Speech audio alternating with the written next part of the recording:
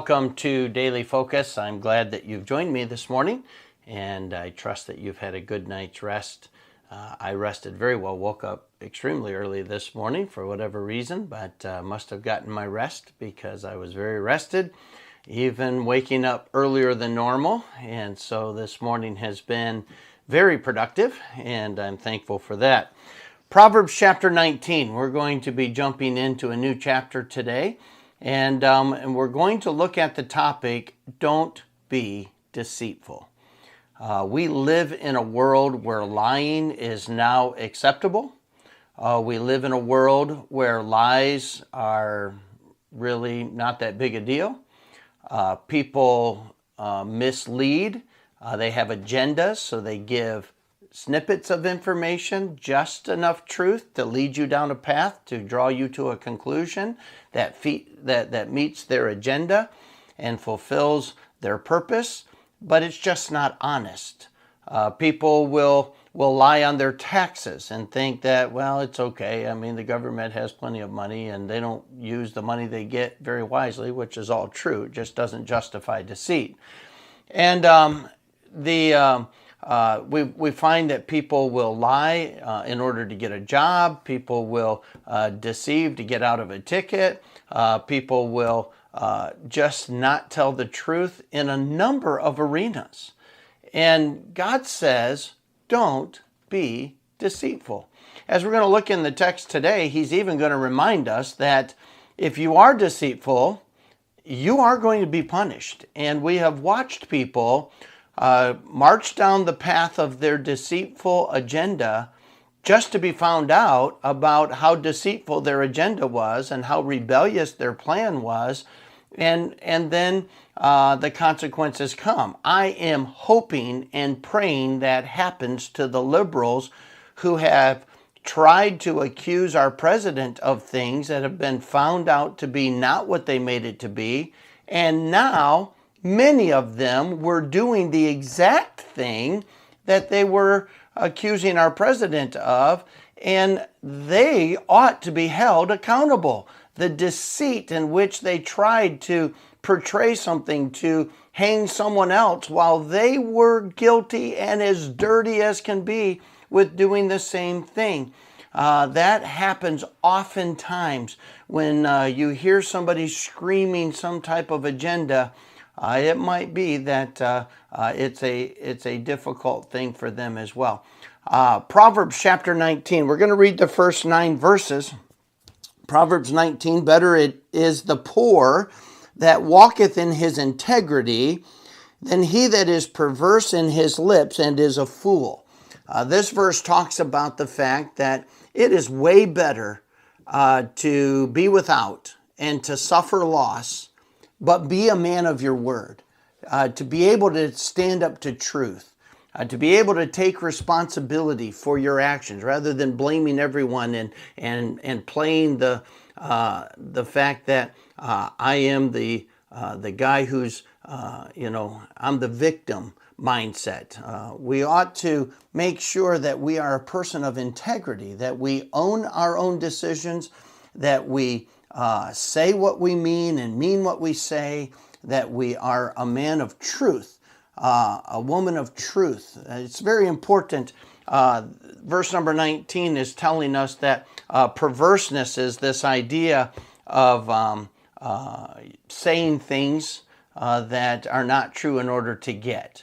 And so a better is the poor that walketh in his integrity than he that is perverse in his lips and is a fool. Also, that the soul be without knowledge, it is not good, and he that hasteth with his feet sinneth. So here it's talking about somebody who makes decisions because someone has deceived them. This isn't good if he doesn't have the right information. The same thing is someone who makes decisions without doing their research. This is not good. By the way, that depicts a lot of American citizens when they vote. Unfortunately, they go to the polls with simply a history bias of a political party and a competitive spirit to try to help that party win against the other party. And you have this competition about party against party. But voting for individuals, they don't even know how they voted. They don't know what they stand for. They know very little about the candidates. All they know is our team wants to beat that team. And that's been our political voting system for a really long time. And that's why it's been frustrating for so many people, to the point where they've decided not even to vote, which is wrong. And yet their frustration is built on this idea that they don't even know. Well, do your research. Make sure you have knowledge. Don't cast a ballot out of ignorance. God said that's foolishness. This is not good. It's not good to make decisions without knowledge. And he that hasteth with his feet sinneth. In other words, you make quick decisions without knowing the facts. Whether you're jumping to a false conclusion or you're making a haphazard decision, these are foolishness. This is not the path of wisdom. This is not how God wants us to function. And then verse number 3, the foolishness of man perverteth his way, and his heart fretteth against the Lord. That's blame shifting. Even when consequences come or things don't work out, you blame God. Wealth maketh many friends, but the poor is separated from his neighbor. In other words, lots of people like to be spoiled by money, but they kind of look down their nose at somebody who doesn't have anything. They have nothing really to offer them. That's a selfish society. It's the antithesis of walking the path of wisdom. Walking the path of wisdom isn't a respecter of persons. I look for every opportunity to serve, to love, to help those that are in need, no matter what their economic status. However, the way life functions in the world oftentimes is money makes friends and poverty makes enemies. But then verse 5 and 9 are the key. A false witness shall not be unpunished, and he that speaketh lies shall not escape. I'm holding that verse as a high priority in all of the nonsense going on in our society right now. The lies, the level of lies that are going on in our country for the sake of trying to keep this president from being reelected, to somehow further a liberal agenda, an anti-God, atheistic agenda that has been permeating our society and now is at an all-time level. The lies saying that, all of these things, I cannot even fathom the amount of ignorance that's being portrayed. But what bothers me more is people who believe it because it was said. And God says, you know what? Timberland, settle down. I got it all under control. And their lies will not go unpunished. I'm holding to that verse. Verse number 6, many will entreat the favor of the prince, and every man is friend to him that giveth gifts. Everyone likes gifts, and everyone likes to be friends with people in authority. All the brethren of the poor do hate him. How much more do his friends go far from him? He pursueth them with words, yet they are wanting to him. In other words, people want nothing to do with somebody who can do nothing for them.